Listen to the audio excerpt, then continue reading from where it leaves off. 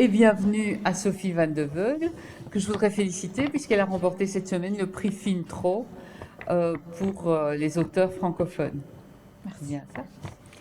Alors, c'est un premier roman, mais en même temps, c'est un roman qui a une grande maîtrise et aussi se voir publié directement dans une maison d'édition française aussi prestigieuse que de Noël, c'est quand même important. Est-ce que vous pouvez nous raconter comment ça s'est fait? Alors c'était absolument compliqué, c'est-à-dire que quand j'écris, j'espère toujours publier, mais jusqu'à il y a peu de temps, je me disais peut-être que je vais jamais y arriver. Et donc j'écris ce manuscrit et après j'envoie à plein d'éditeurs, ne sachant pas ce qui va advenir. Et très rapidement, j'ai une réponse de mon éditrice actuelle qui s'appelle Marie Demeure, qui me dit qu'elle est très intéressée et tout ça. Donc j'étais très contente et très étonnée aussi parce que en général je reçois surtout de l'ignorance et des refus. Et donc là je vois qu'elle est très intéressée, sauf qu'après, bon, chose un peu improbable, elle a changé de maison d'édition, ce qui fait que pendant des mois j'ai plus eu de nouvelles en fait, enfin, c'était normal. Et donc c'est plusieurs mois après qu'elle m'a recontactée quand elle a été chez De Noël, parce qu'elle était toujours intéressée. Et c'est là que tout a commencé, en fait, le parcours avec les épreuves, oui, tout ça, le parcours un peu plus classique, on va dire. Mais vous écrivez depuis très longtemps, sûrement. Ouais, j'écris depuis toujours. Depuis que je sais écrire, j'écris en ayant toujours en tête l'espoir d'y arriver un jour. Et par y arriver, je veux dire d'être lu, parce qu'il y a une différence entre écrire dans son coin et espérer être publié un jour. Provisons-en, vous pouvez nous parler un peu de vous déjà, et puis de votre roman. Alors, donc moi, à la base, en secondaire, j'étais en latin langue parce que j'ai toujours adoré le latin, les langues, la littérature et tout ça. Même si à l'époque, la littérature, c'était pas. Enfin, je dirais que je lisais un peu comme tout le monde, quoi. Je ne lisais pas plus que les autres. Et après, j'ai quand même commencé des études de lettres à Namur, donc en bachelier en lettres romanes, que j'ai vraiment adoré. Et même si j'ai toujours voulu être journaliste, ça m'a tellement plu les lettres que je me suis dit, il faut que je termine ce cursus. Et donc j'ai fait un master ensuite en études littéraires à l'université de Lille, parce que je viens de tourner en fait. Donc Lille, c'est l'université la plus proche de chez moi, c'est bien plus près que Namur. Et après ce master en lettres, j'avais l'impression que j'avais toujours pas fini vraiment mes études. Et donc là, je suis revenue à cette idée de journalisme. Bon, là, il y a eu un peu j'ai eu un peu des bâtons dans les roues par rapport à ce que je voulais faire, mais en gros, cette année, je fais un master de spécialisation en journalisme à l'IEX, donc en Bruxelles, de retour en Belgique. Donc, Ouais. toujours dans l'espoir d'écrire et que ça marche, quoi. Et maintenant, parlons un peu de Feu le Vieux Monde. En deux mots, vous le résumez ou... Alors, le résumé en deux mots. Enfin, pas Bon, résumé, enfin, mais oui. juste donner une petite accroche pour... Alors, en gros, on suit une troupe de jeunes garçons qui ont été mobilisés donc, officiellement par les gouvernements parce que dans la région où ils habitent et même dans tout leur pays en fait et dans les pays voisins, il y a des feux de forêt qui ont pris une telle ampleur qui fait que les pompiers seuls n'arrivent plus à maîtriser la situation et donc on mobilise les jeunes gens comme pendant les deux guerres mondiales qu'il y a eu au XXe siècle.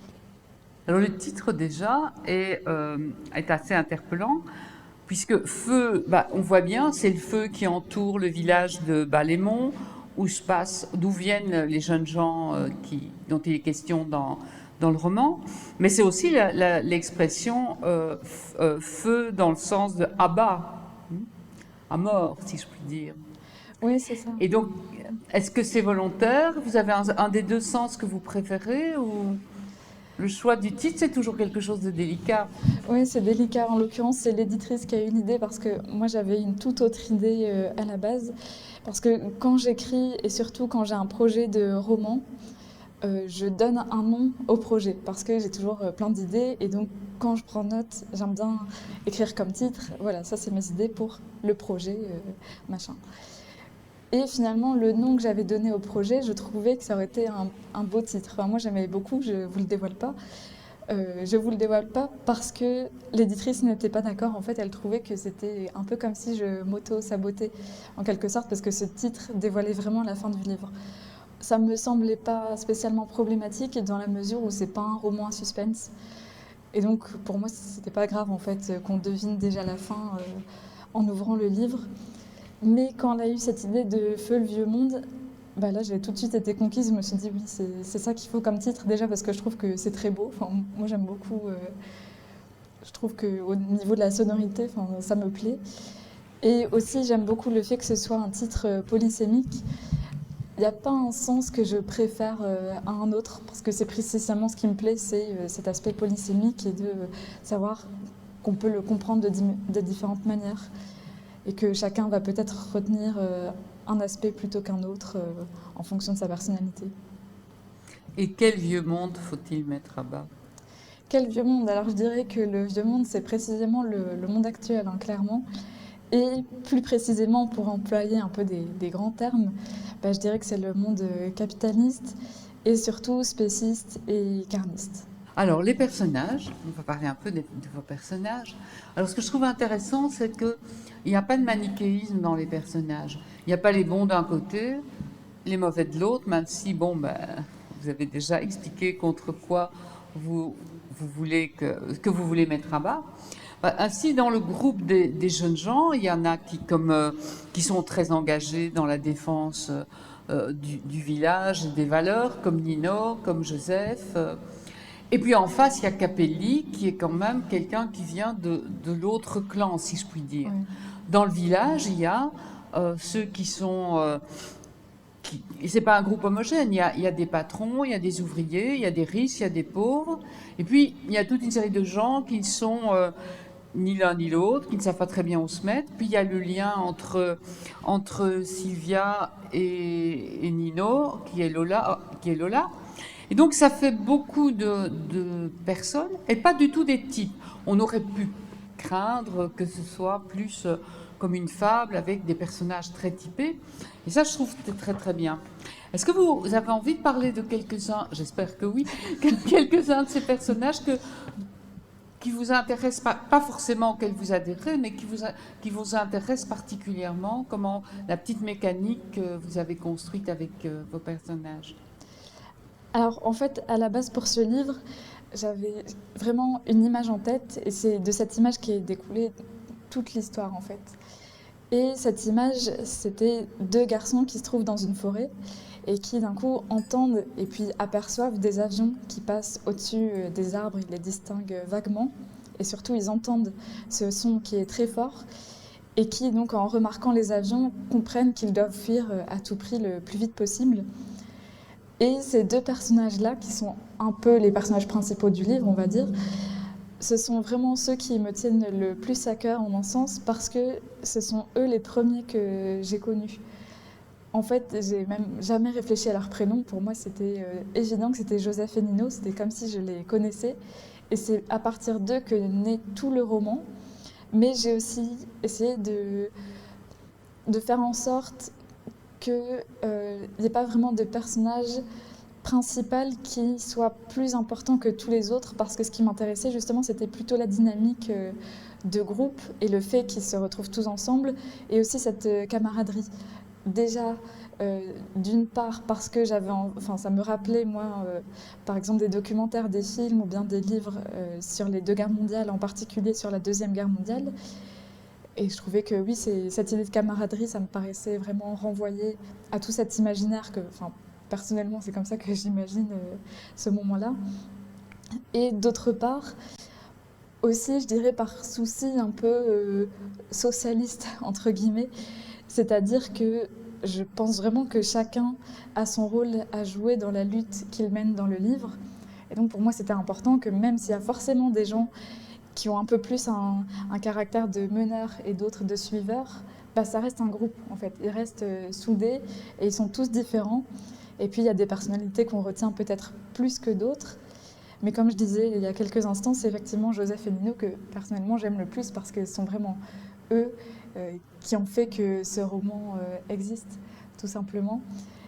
Et même si c'est pas, allez, ils sont un peu plus importants que les autres dans la mesure où on les voit davantage, mais enfin, ils ne sont pas supérieurs aux autres. Et c'est surtout que j'avais envie de parler d'un duo, en fait, d'un duo qui s'équilibre un petit peu, parce qu'on a d'un côté Nino qui lui est très révolté et qui est vraiment beaucoup dans l'action, qui n'a pas peur de prendre les armes, entre guillemets. Et d'un autre côté, on a Joseph qui lui est beaucoup plus calme et qui est révolté aussi, mais d'une toute autre façon en fait, qui est révolté, mais qui ne sait pas vraiment comment lutter et qui finalement va juste, d'une certaine manière, se contenter de prendre des notes de ce moment-là pour témoigner après auprès des autres gens de ce qui se passe à cette époque absolument bouleversée. Donc ça m'intéressait cet équilibre entre la personne qui est absolument dans l'action et l'autre qui est qui est un peu plus passive. C'est bien ce que je dis, c'est une grande maîtrise pour un premier roman, parce que c'est beaucoup de choses qui sont pensées, mais qui en même temps sont très fluides à la lecture. Et puis il y a Sylvia, la petite sœur.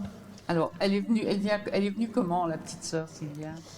Ah, ça c'est beaucoup plus personnel. En fait, quand j'écris, c'est jamais personnel, enfin, il n'y a rien d'autobiographique dans mes livres, vraiment pas. Évidemment, j'écris toujours parce que j'ai une certaine colère face à l'injustice et donc j'ai toujours envie d'essayer de montrer aux autres comment moi je perçois le monde. Donc ça, c'est forcément personnel parce que c'est ma vision du monde. Mais au-delà de ça, je ne m'inspire pas, en tout cas, je ne m'inspire pas consciemment de ce que je vis dans, dans ma vie quotidienne. En tout cas, pas pour l'instant, dans aucun de mes textes. Et Sylvia, là, c'est un peu différent parce que déjà, j'ai remarqué que depuis quelques années, quand j'écris, j'ai toujours un peu une figure d'enfant en tête. Et très souvent, quand j'écris aussi des textes beaucoup plus courts, quelques nouvelles que j'ai écrites, ce sont souvent des enfants qui sont au cœur de l'histoire. Bon, c'est quelque chose que je ne m'explique pas. Je pense que c'est peut-être par rapport à l'idée d'insouciance qu'on a à cette époque, mais insouciance qui me semble impossible de nos jours. Et donc ça me paraissait logique qu'il y ait un enfant dans cette histoire. Et pareil, Nino, j'ai l'impression de le connaître en fait. Et donc pour moi c'était normal qu'il ait une sœur. C'est pas comme si j'avais choisi de lui donner une sœur, c'est plus oui, il a une sœur. C'est comme ça que ça se passe. Et en fait, je voulais aussi lui donner un prénom qui pour moi est doublement symbolique.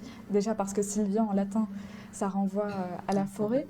Et donc c'était vraiment symbolique, cette petite fille qui regarde le feu détruire la forêt, qui ne sait pas quoi faire, qui a un peu l'enfance privée d'avenir en un sens, et qui porte ça en elle. Et aussi Sylvia, parce que c'était le prénom de ma mère qui est malheureusement décédée, et dont j'étais vraiment très très proche. Et c'était pour moi aussi une forme d'hommage de l'appeler Sylvia, au-delà du fait que ça signifie forêt en latin. Ouais.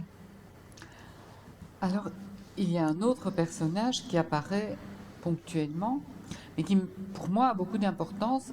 Je ne sais pas pour vous, c'est John le SDF. Oui. Qu'est-ce qu'il représente?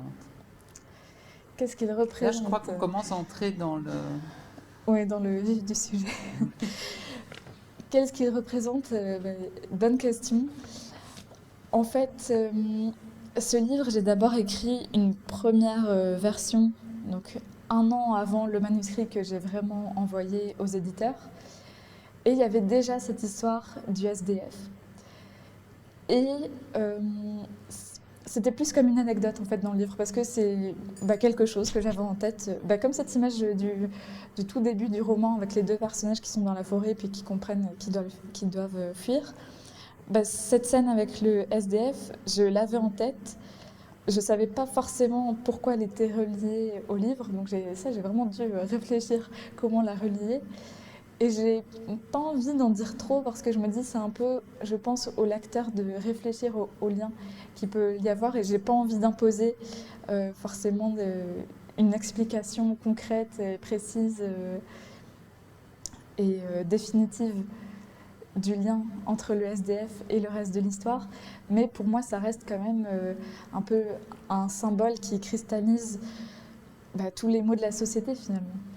Mais j'ai pas envie d'en dire trop parce que je me dis s'il y a des gens dans la salle qui n'ont pas lu le livre, je préfère qu'ils découvrent eux-mêmes.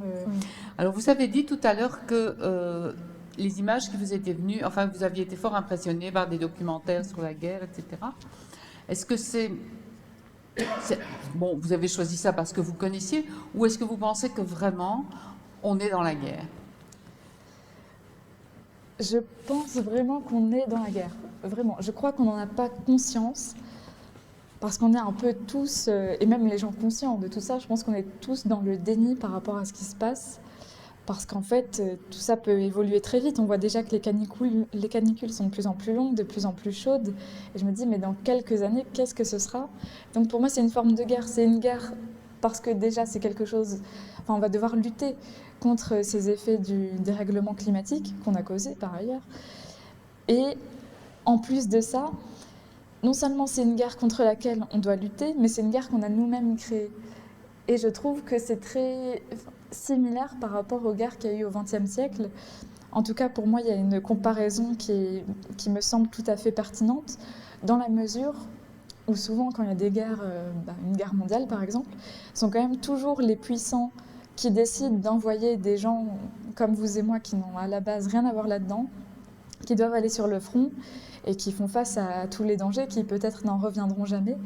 Et pour moi, c'est exactement, pas tout à fait, mais c'est presque la même chose avec le dérèglement climatique dans la mesure où ce sont à nouveau les gens normaux qui luttent le plus et qui sont le plus confrontés à tout ce que peut avoir comme impact sur nos vies quotidiennes le dérèglement climatique. Ce sont eux en premier, ce sont les pauvres, les gens absolument normaux, j'ai presque envie de dire quelconques, mais ça semblerait péjoratif, qui subissent le plus les changements climatiques actuels. Et je trouve que c'est pas normal du tout de partir du principe que les puissants décident et les autres subissent. Et à partir de là, j'avais envie justement de susciter un peu cette comparaison avec les guerres précédentes. Euh, une question qui est importante aussi dans le roman, c'est la marchandisation de la nature qui apparaît. Alors il y a la forêt à laquelle vous avez déjà fait allusion, mais il y a aussi, me semble-t-il, encore plus l'eau. Et je vais lire un petit passage. Ils arrosent le golfe, je reviens de la colline ouest, et là-bas l'herbe est plus verte qu'ici. Je vous le dis, bougonna-t-il. Bien sûr, derrière les grosses baraques, au fond, on ne voit rien. Mais en passant près du golfe, j'ai bien vu qu'ils l'arrosaient. Et nous, on est là, on surveille le temps qu'on passe dans notre douche. On n'a plus un rosier de fleuris dans toute la ville, pendant que là-bas, ça joue peinard sur l'herbe toute neuve, toute verte, encore humide. Ils ont une dérogation, sans doute, murmura Astrid. Pour sûr, ils ont des dérogations pour tout et n'importe quoi, ceux-là. Du moment que ça paye, ça peut tout. Et ce n'est pas le maire qui râlera, c'est tous ses copains sur la colline ouest, tous ceux qui l'ont mis à la mairie. Alors c'est important. Vous avez vraiment l'impression qu'en ce moment, on est vers la marchandisation de la société, en tout cas de la nature. Oui, et pas qu'en ce moment, je pense que ça existe depuis très longtemps, mais j'ai l'impression que là, on est arrivé à un point incroyable et on est dans une telle marchandisation de tout, que ce soit les animaux, les humains ou la nature, qu'en fait on s'en rend même plus compte. J'ai l'impression que c'est juste devenu normal, que ça ne suscite plus tant que ça de révolte en fait. Mais je trouve pas ça normal de ne pas se révolter quand on voit tout ce qui se passe. Et dans ce livre justement, j'avais aussi de montrer à quel point tout est lié. C'est-à-dire que cette société qui fonctionne quand même beaucoup, enfin le système qui est beaucoup basé sur l'idée de domination de certains groupes, d'une hiérarchie et de l'exploitation, ça marche pour tout, parce qu'en fait, on exploite complètement la nature, qu'on objectifie, qu'on réifie. On fait la même chose avec les animaux, on fait la même chose avec les humains, et je suis vraiment convaincue que tant qu'on réifiera à ce point, par exemple, la forêt et les vaches, enfin, pour parler avec des exemples, tant qu'on réifiera à ce point donc, la nature et les animaux, sachant que nous aussi, nous sommes des animaux, les humains seront forcément exploités eux aussi, en fait. Parce que comment on peut se dire que les humains vont avoir une vie plus digne si les autres espèces animales n'ont pas même droit à la vie?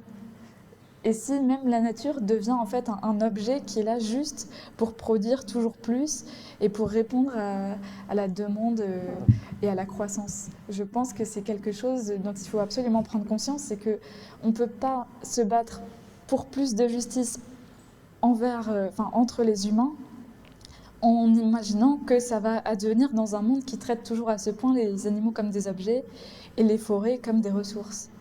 Ça, je trouve que c'est absolument illogique et je pense que, oui, que c'est un peu, que c'est un peu utopique d'imaginer qu'on va, nous, vivre plus dignement, mais continuer à être toujours dans cette démarche de croissance et de toujours plus. Vous n'êtes pas optimiste. Non, je ne suis pas optimiste du tout, parce que je trouve que les gens ne sont pas révoltés.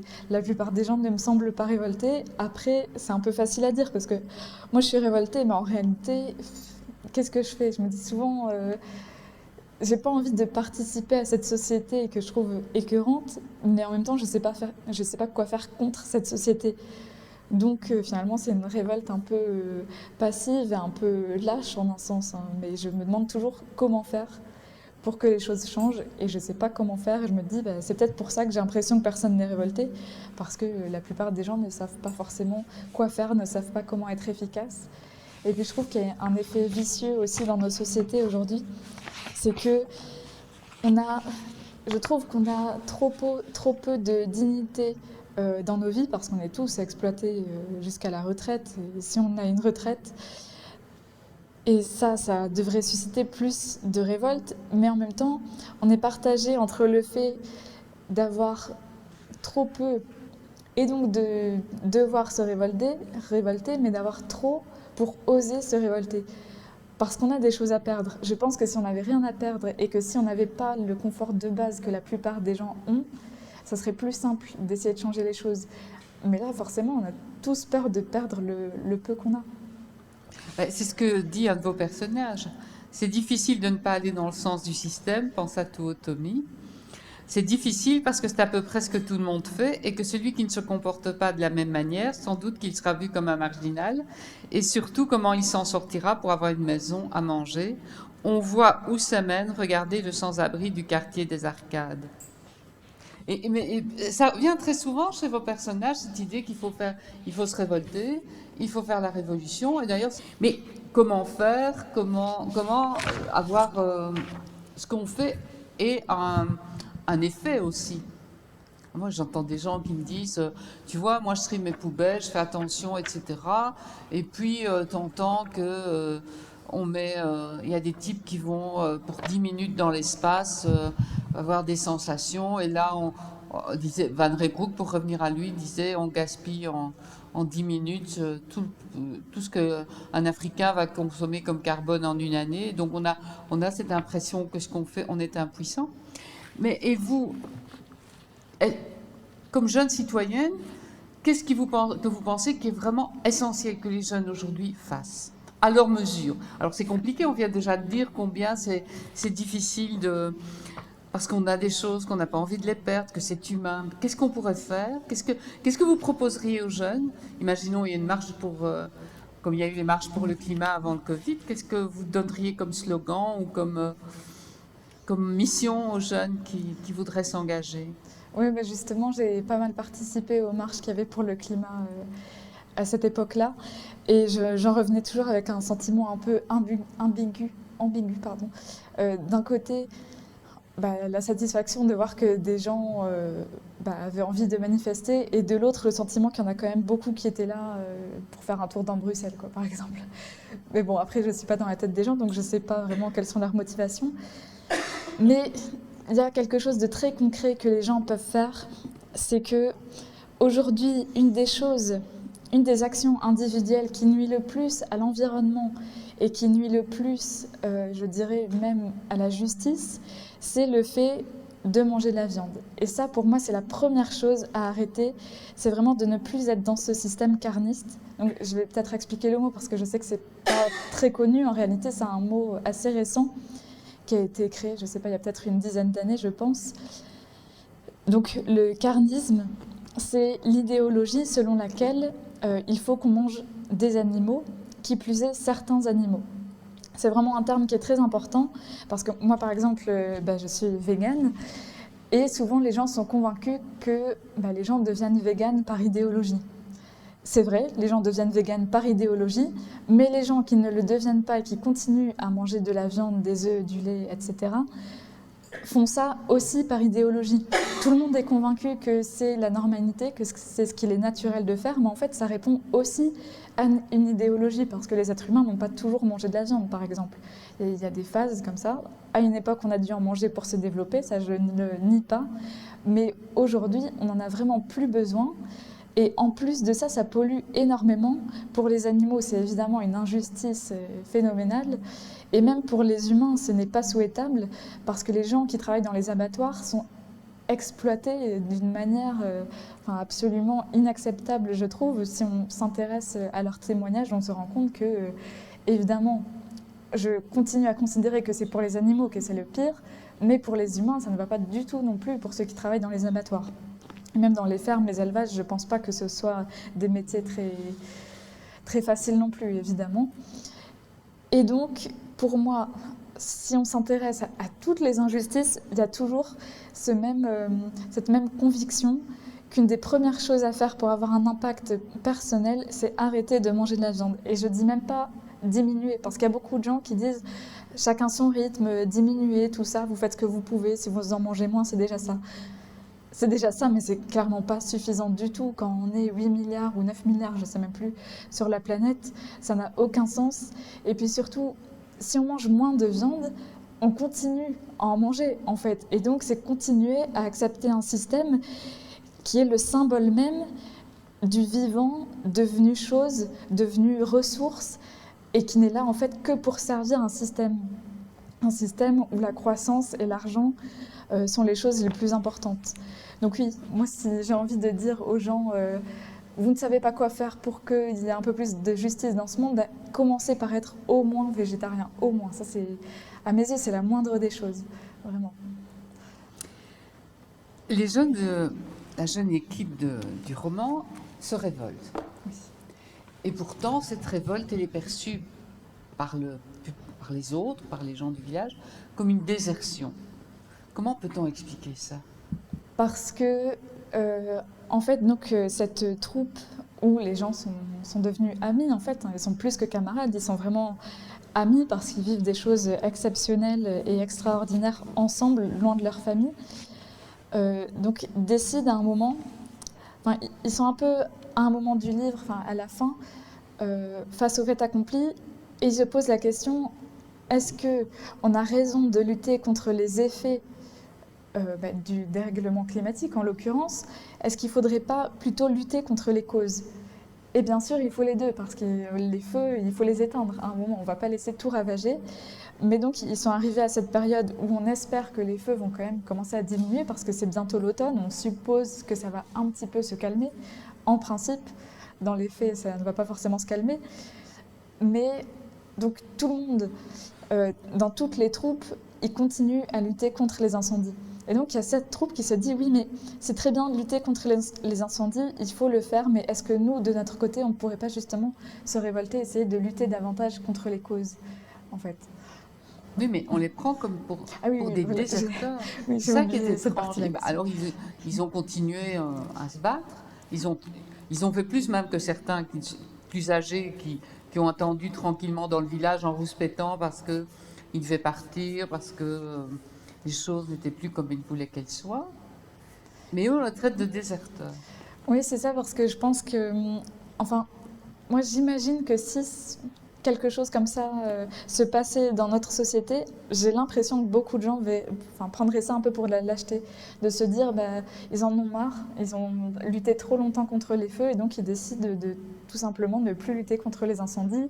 C'est lâche parce que la plupart des gens vont continuer à lutter contre les incendies et que eux, ils seront une aide qui ne leur sera plus apportée. Et pour moi, c'est là-dedans que se trouve le fait que les gens aient l'impression que c'est une désertion, en fait, dans le fait de ne plus faire partie de tous les gens qui luttent contre les conséquences, alors qu'en fait, c'est pas une désertion parce qu'ils décident tout simplement de se battre, mais de se battre autrement et de se battre à la source, en fait. Et ça, les gens dans le livre ne le comprennent pas, en tout cas, une partie des gens ne le comprennent pas, parce qu'ils se disent, en quelque sorte, sont des soldats qui fuient le front.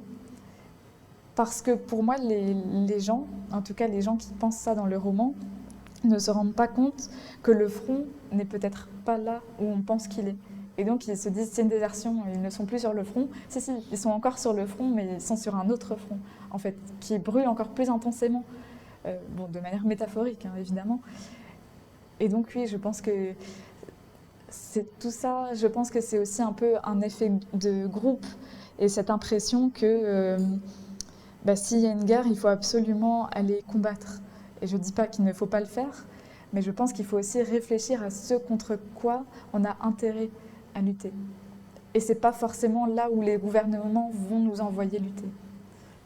Toute cette thématique, tous vos personnages, vous-même, vous êtes tous très jeunes, mais votre écriture est extrêmement classique. Au début, je me suis dit, waouh, c'est pas du tout ce à quoi je m'attendais.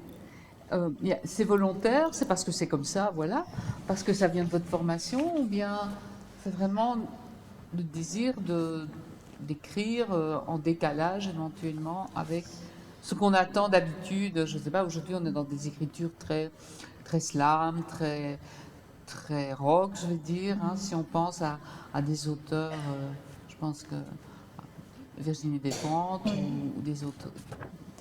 Alors, il y a plusieurs raisons à cela. Déjà, j'aime beaucoup le XXe siècle en termes de littérature.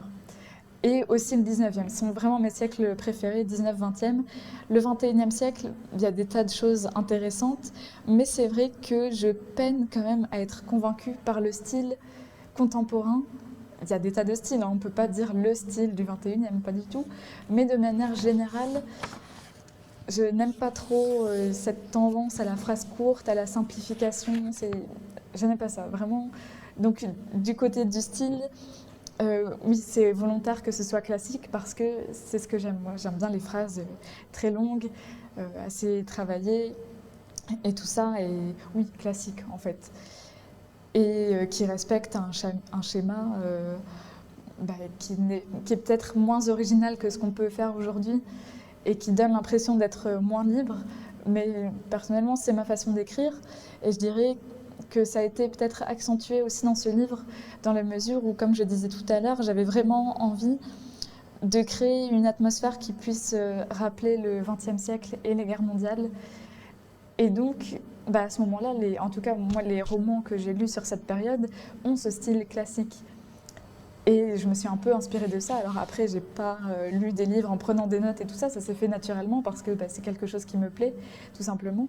Mais au-delà de ça, oui, j'ai essayé de travailler le style pour que ça corresponde à une autre époque, pour renforcer justement la comparaison et la métaphore avec les autres guerres. Parce que même si les enjeux sont extrêmement contemporains, je trouvais que c'était... Enfin, moi, je préfère la littérature, par exemple, où il n'y a pas de technologie. Et donc, c'est aussi comme ça que j'avais envie de raconter ce livre, en essayant de faire croire qu'on se situe dans une autre époque. J'avais l'impression que ça ajoutait un peu de force au message. Enfin, je dirais pas que c'est un livre, un roman à thèse, un roman à message. Mais bon, je pense que quand on écrit, parce qu'on a des convictions, il y a forcément quand même un petit message d'office. Et donc, oui, j'avais l'impression que le fait d'être dans cette ambiance qui, moi, déjà me plaît du XXe siècle, mais avec des enjeux contemporains, ça pouvait peut-être renforcer le message. Enfin, en tout cas, j'espère. C'est du dystopie, de toute façon. Alors ça, on me dit, c'est systématique. Partout où je vais, on me dit toujours que c'est une dystopie. Et je réponds toujours la même chose, que ce n'est pas une dystopie. En tout cas, à mes yeux, ce n'est pas une dystopie. Je ne l'ai absolument pas pensé comme ça. Je l'ai pensé comme un roman réaliste, un roman, je dirais, social et réaliste. Évidemment, on peut parler de dystopie. Hein. Je ne dis pas qu'on ne peut pas parler dans ces termes. Mais personnellement, ça ne me convainc pas, dans la mesure où tout ce que je raconte est vrai, en fait. Est vrai, pas dans le sens où ça se passe, il y a des gens mobilisés, tout ça, non. Mais les feux de forêt, ça se passe. Je me suis documentée là-dessus, c'est a priori plus ou moins comme ça que ça se passe. Et donc la seule chose qui n'est pas absolument véridique, ou en tout cas qui ne s'est pas produite jusqu'ici, c'est cette mobilisation de jeunes qui ne sont absolument pas pompiers. C'est la seule chose qui fait qu'on pourrait croire qu'on est dans une dystopie. Mais si on part du principe que tous ces jeunes sont des pompiers, alors c'est pas du tout une dystopie, c'est précisément ce qui se passe dans le monde aujourd'hui.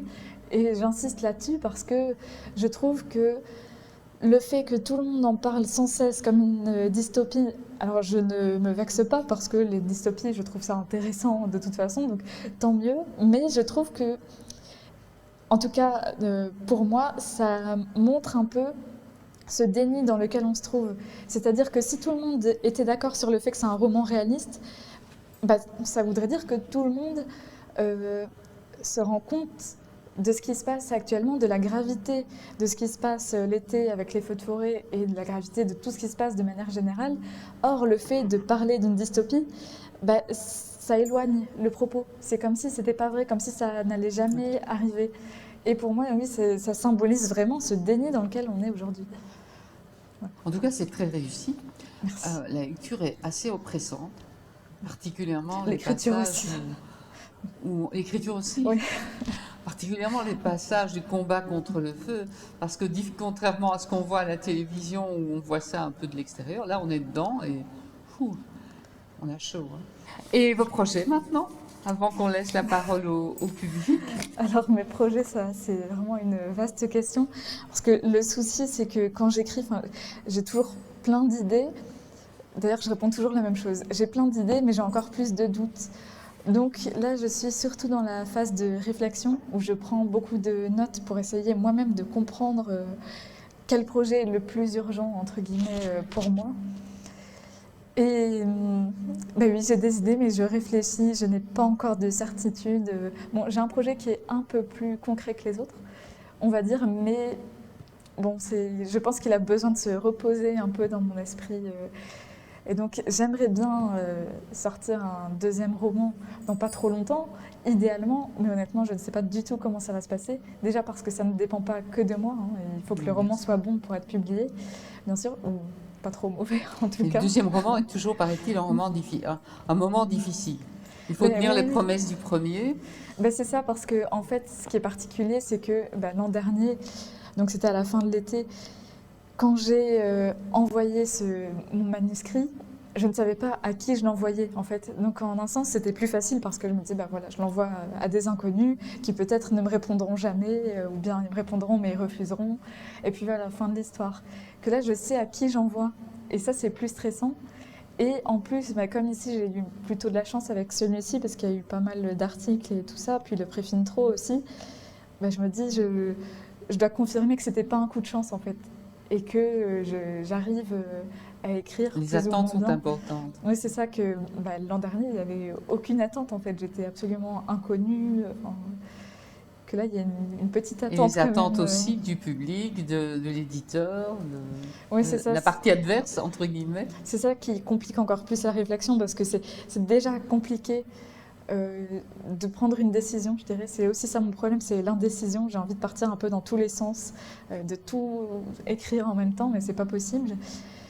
Et donc, oui, c'est cette petite pression de devoir, oui, confirmer que c'était pas qu'un coup de chance. Ça rend encore plus complexe tout ce processus de réflexion, de rédaction, etc. Donc voilà, merci beaucoup. Merci à vous. On va laisser maintenant la parole au public, s'il y a des questions, des remarques. Mais on arrive toujours après, alors que on n'y arrivera pas sur une vie peut-être, mais c'est en amont que nous devons organiser la mobilisation. Je constate que les gens n'ont plus le temps, mais je me dis, qu'est-ce qu'on gaspille comme temps à vivre une consommation, et que je vois c'est surtout un développement personnel ou artistique qui ne conduit à rien. Parce que vous affirmez quand même que nous montrez que ce n'est probablement pas seulement en faisant des actes individuels que nous allons changer la réalité. Du coup, la question est un peu longue. Je pourrais répondre plein de choses.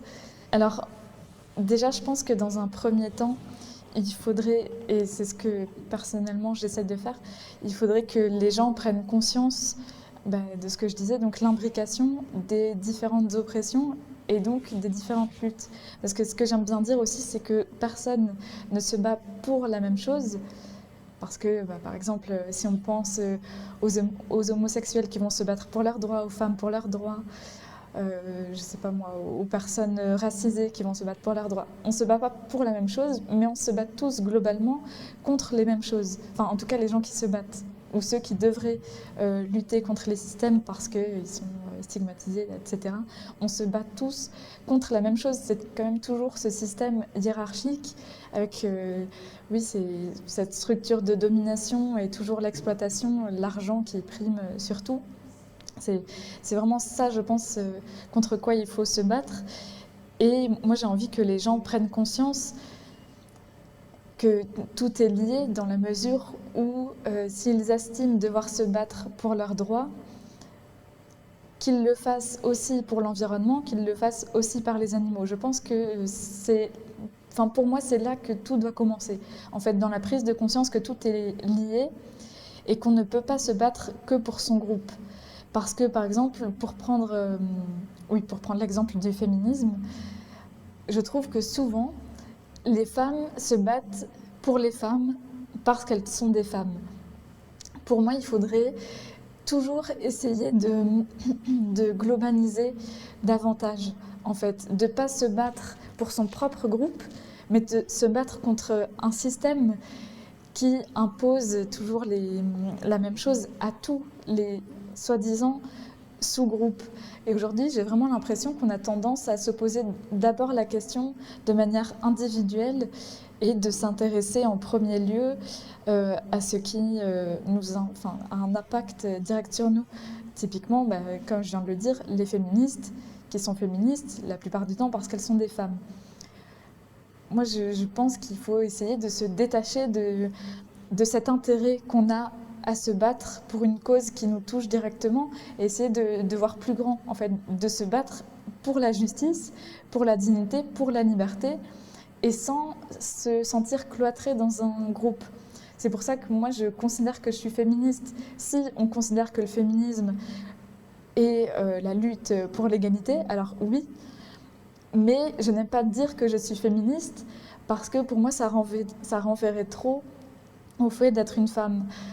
Et je trouve que le féminisme n'est pas une lutte plus urgente que les autres luttes. Et j'ai l'impression que ça serait peut-être plus pertinent de se battre contre les systèmes de domination qui font que le féminisme est nécessaire, etc. Et donc vraiment se détacher du groupe auquel on est auquel on appartient pour avoir une volonté plus générale de justice.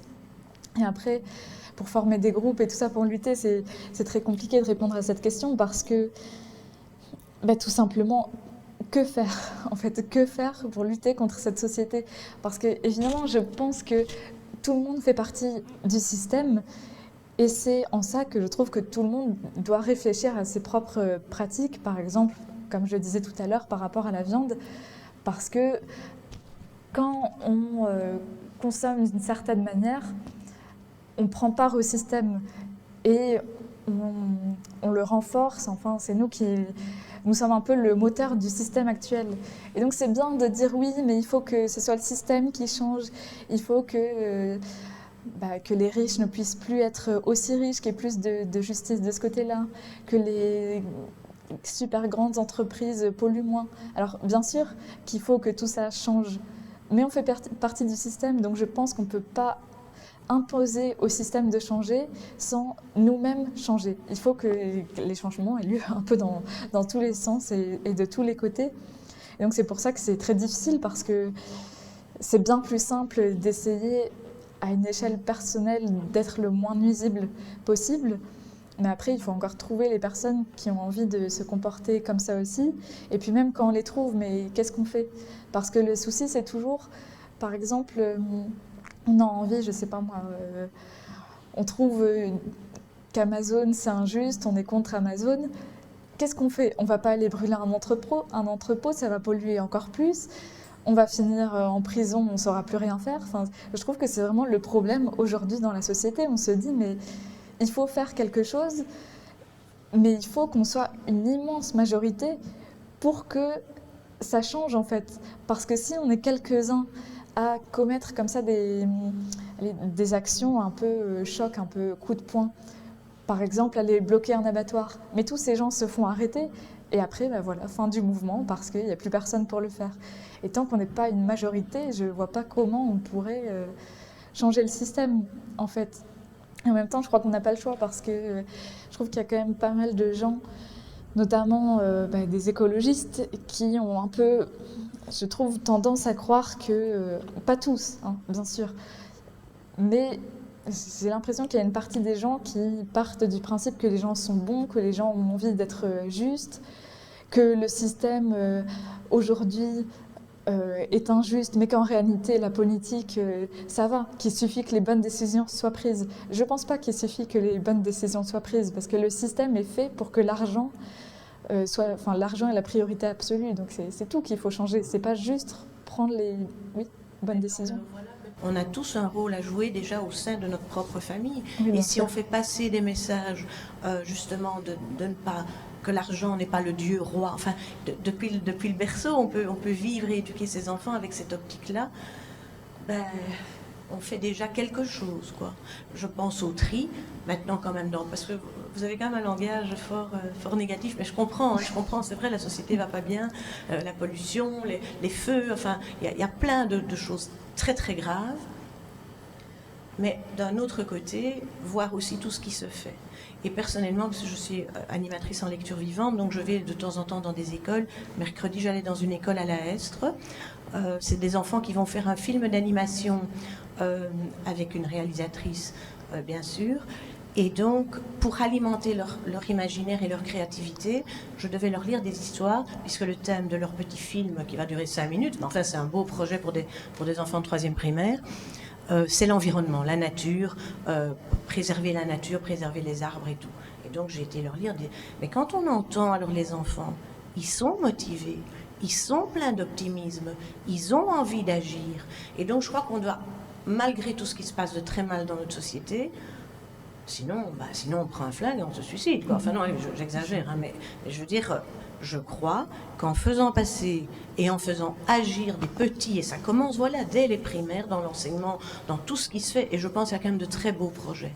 Donc voilà, j'ai envie d'un petit peu rééquilibrer, parce que sinon on va sortir d'ici, waouh, qu'est-ce qu'on va faire, quoi. Et donc, mais voilà, j'aime votre idée, c'est vrai, au niveau de la viande, au niveau aussi.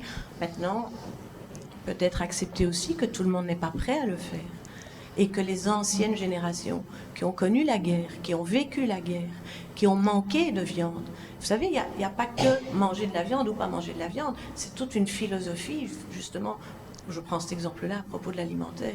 Et donc voilà, j'avais envie d'un petit peu dire qu'il faut rester optimiste parce que sinon ça va plus.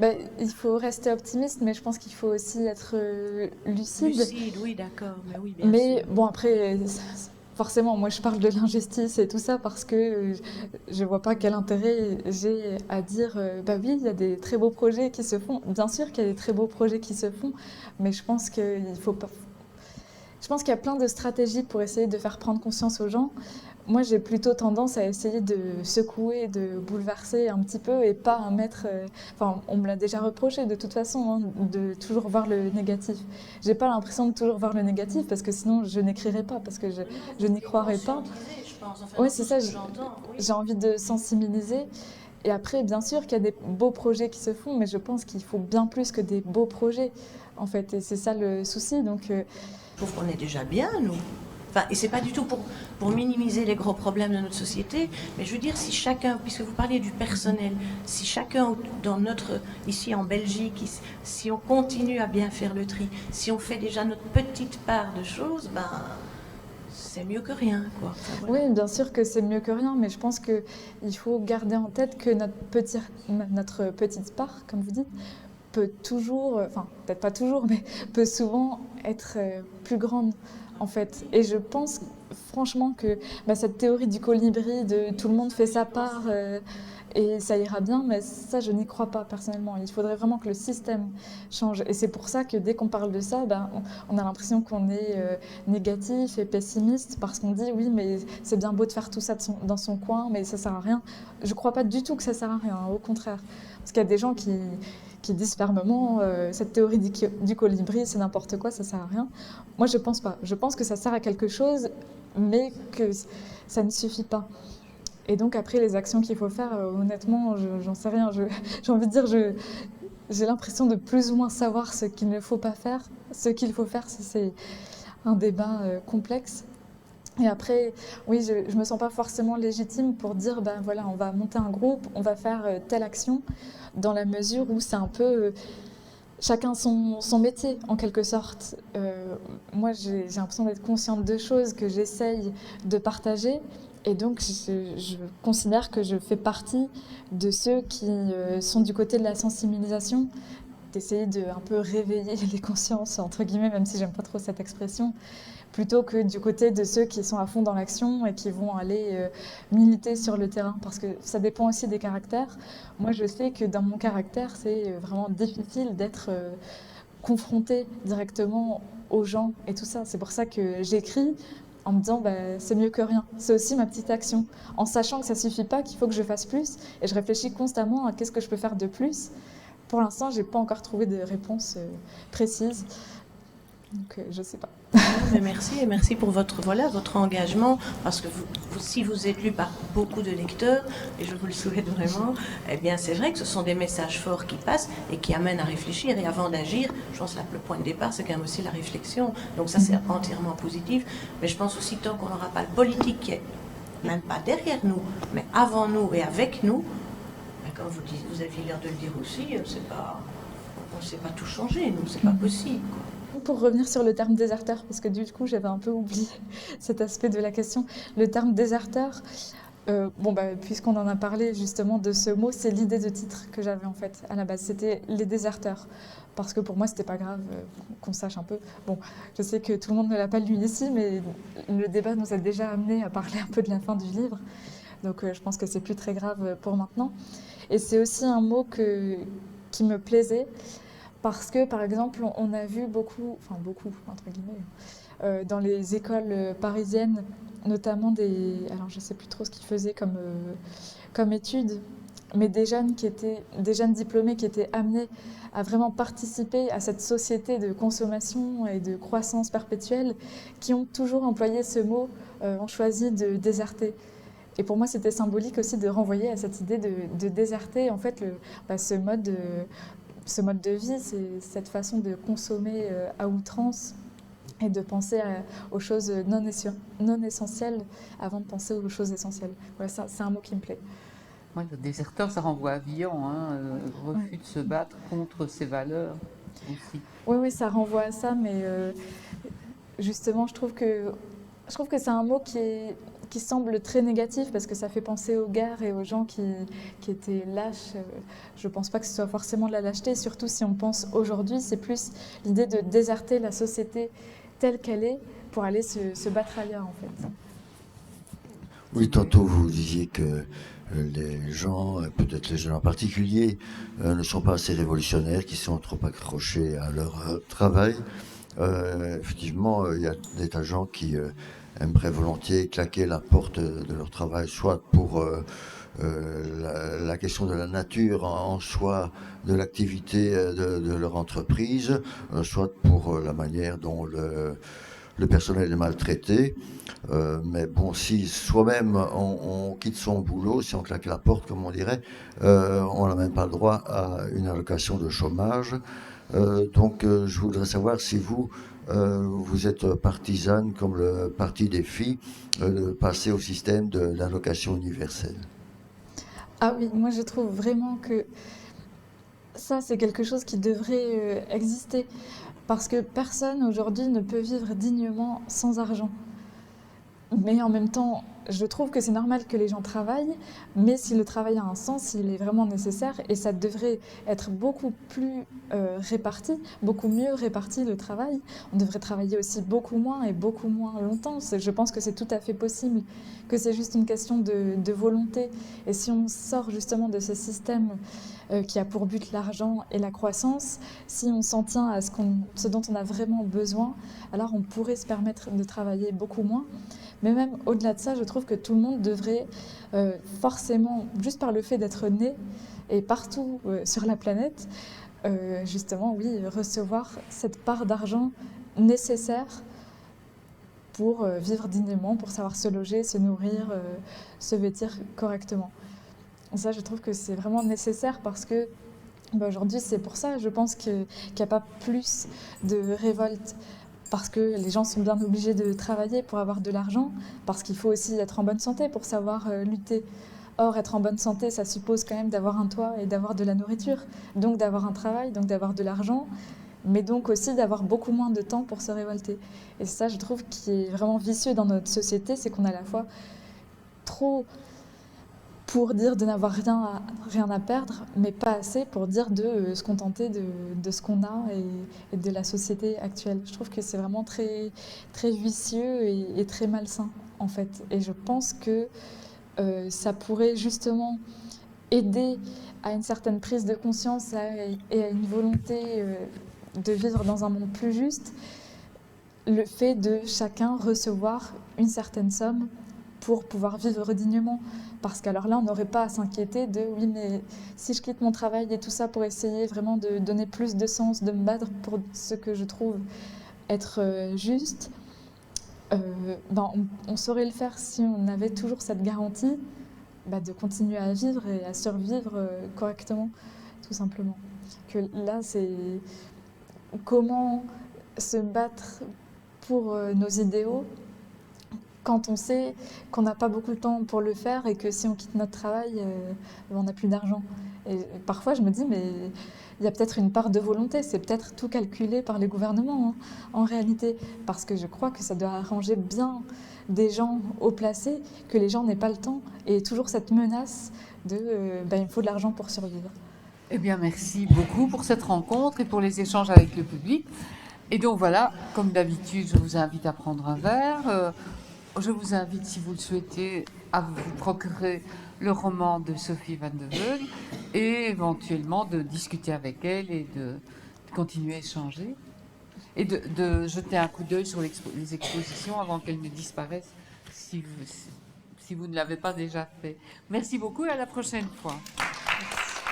Merci.